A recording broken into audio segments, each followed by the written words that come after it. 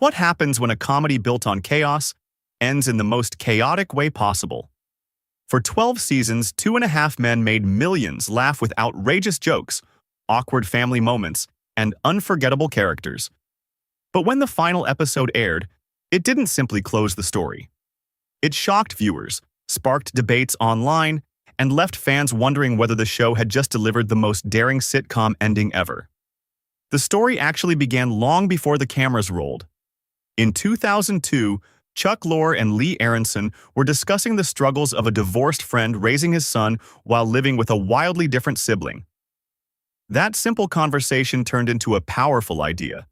Two brothers under one roof, raising a kid, while clashing over completely different lifestyles. At first, the concept looked very different. The early version featured a father, his gay brother, and a son.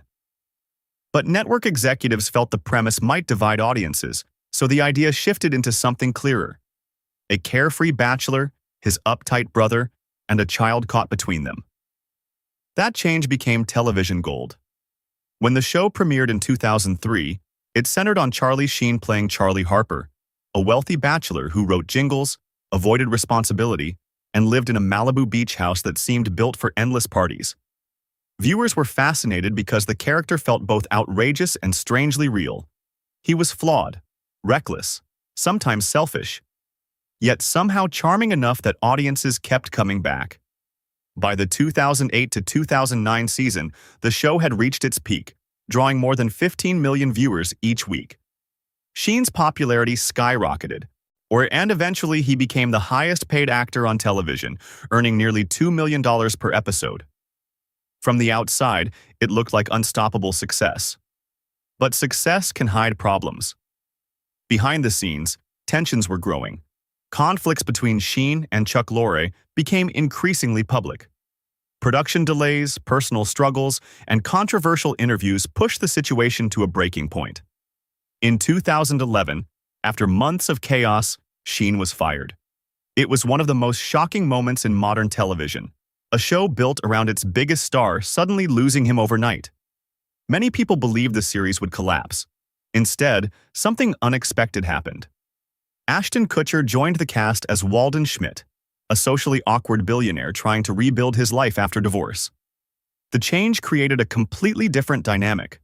Suddenly, Alan, played by John Cryer, became the experienced one, guiding a confused millionaire through everyday life. And audiences stayed curious.